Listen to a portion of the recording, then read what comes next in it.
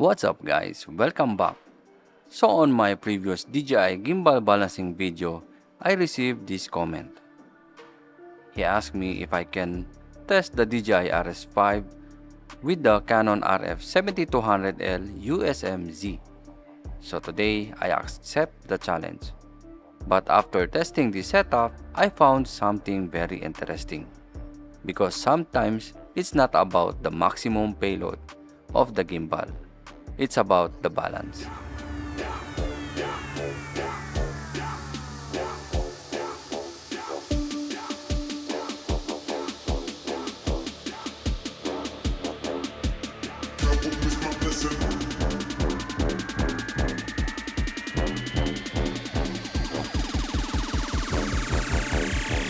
So first I tried the Canon RF 7200 L USM Z. This lens is actually designed more for hybrid shooters because it has internal zoom design.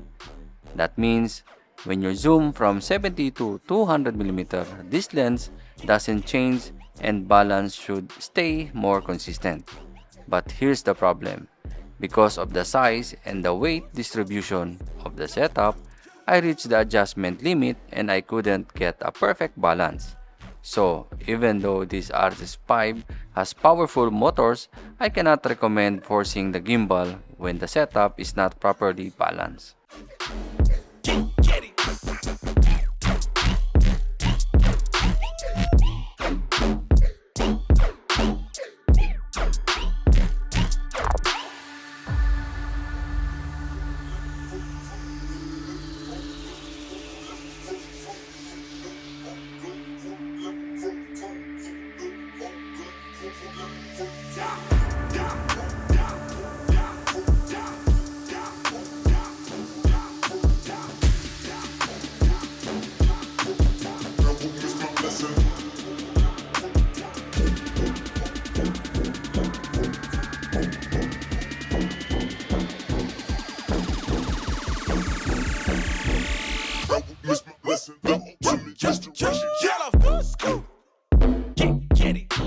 So instead, I tried another version. This is the Canon RF 7200 f2.8 L IS USM, the first RF version. And the lens is actually interesting because it's smaller and more compact. So let's see this one can work better with the DJI RS 5.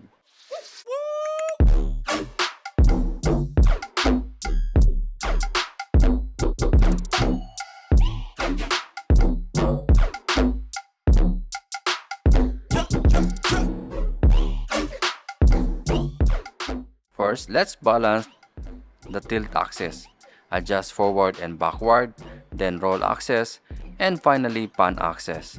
And we have a good balance. But there's one thing you need to know about this lens.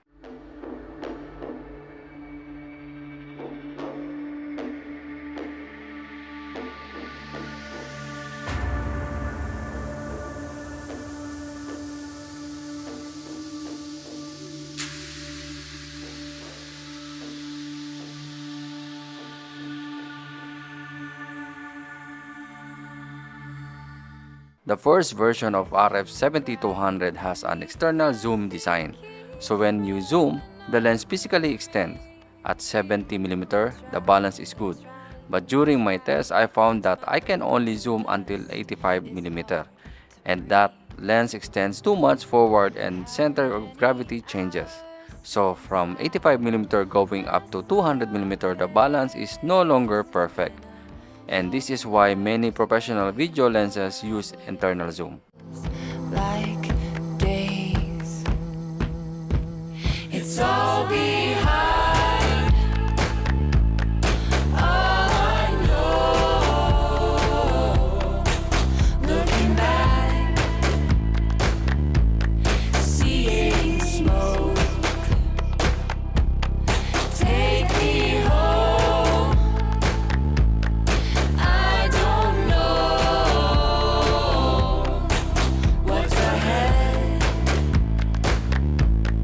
But I go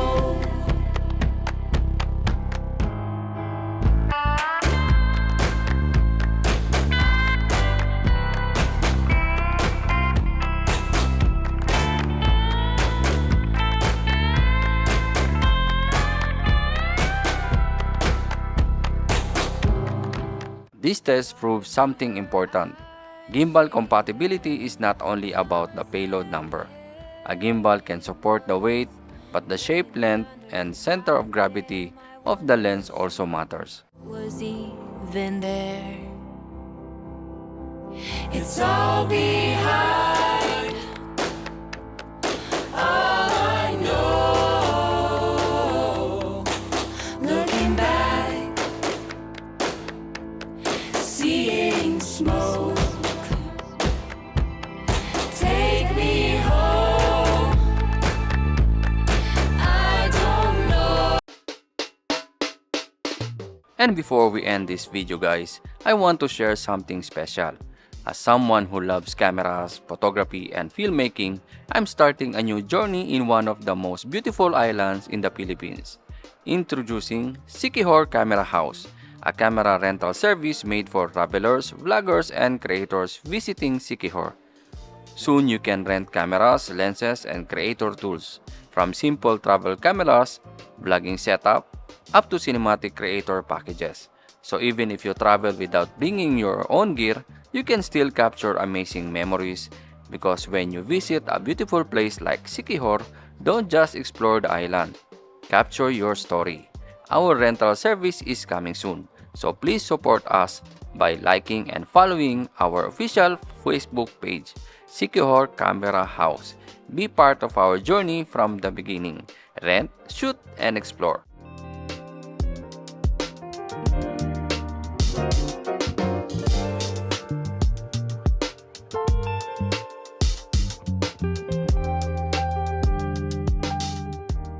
So the viewer requested the Canon RF 7200mm L Z on the DJI RS 5. Unfortunately, with my setup, I couldn't get the perfect balance. The first RF 7200mm version works better because it's a compact, but because of the external zoom, you can still have a limitation. So for me, it's not a fail. This is a real world test. If you have another crazy camera than gimbal combination you want me to try, then comment below. See you on the next one. Don't forget to like and subscribe.